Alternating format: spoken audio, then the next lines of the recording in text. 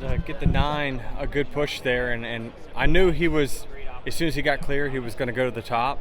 But honestly, I wasn't clear, and so I was thought about going with him, but it would have put me in the middle of the 43 and then whoever was behind me, I think the 99. And as we saw today, it was just, you had to be one lane or the other, the inside or the outside.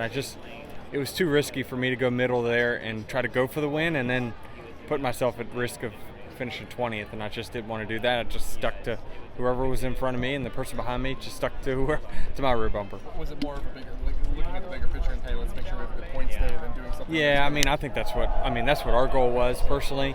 Our goal going into the day was to have 5 stage points and 30 overall points. We exceeded that by 11, but if you look at the averages, all the top 7 playoff guys had higher than average finishes and playoff points. So it's just part of this style of speedway racing where it's 2 lanes. You got to pick one, and if you're 10th in line in whatever line, you're just stuck there until you have some sort of green flag cycle. You just can't make a 3rd lane like you used to. So you got to be patient with it, and I think a lot of the playoff guys were points racing. For all the talk of safety this week, why do you think that the field didn't race very conservative? It looked like you guys were racing hard the whole time. Yeah, we tried to. We pushed as hard as we could.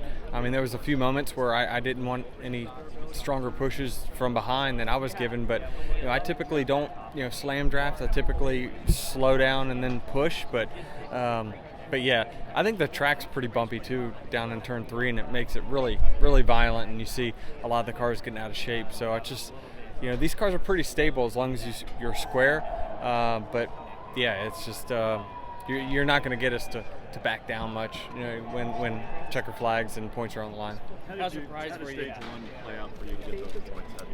What's that? How did you feel like stage 1 played out for you? Yeah, it played out good for me. Having a chance to win there.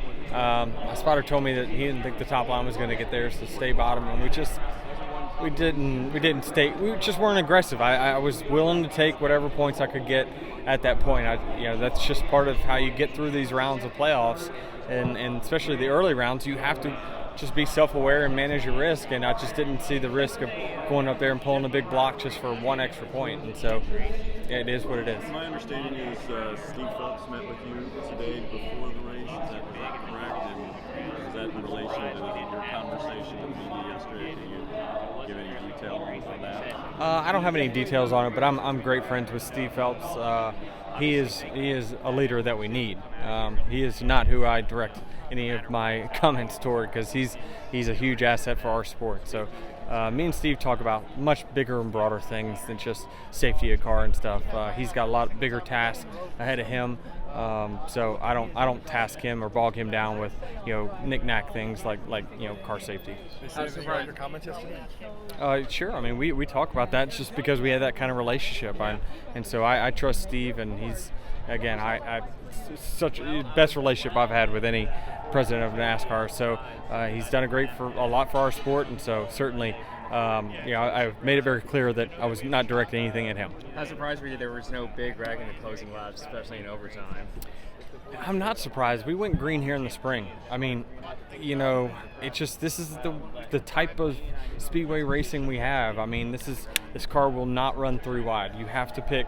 It's only a 2-lane car, so you can't put drag on both sides of it. So you have to be on the inside lane or the outside lane. And when you don't have 3 wide or 4 wide, it's just a less likelihood that you're going to have wrecks. Now, as a car owner, I love it because I had about a $200,000 bill here in the spring, but it may be less uneventful watching, but there's a lot going on that we're all trying to fight. And as you saw the pushing, we were trying to get as aggressive as we could, but you're at the mercy of just whatever line you're in at this point. You led a lot of the Roval last year. How do you feel about going back this year? That's hard to believe because I haven't sniffed the front of a road course this year. So I'll just try to put in the work this week to try to get better and try to do everything I can to execute a solid day. I think that for us, we have to manage our expectations when we go there.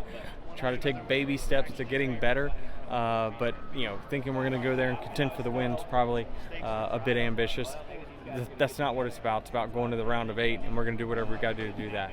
There's a lot of chaos at the road courses this year, but there's not runoff at the Roval like there's on the other road courses. Yeah. I mean, Roval, as we've seen, it's not a purpose-built road course, so it doesn't have those runoffs, which is why it has so much attrition. We just have to make sure we're not part of that attrition.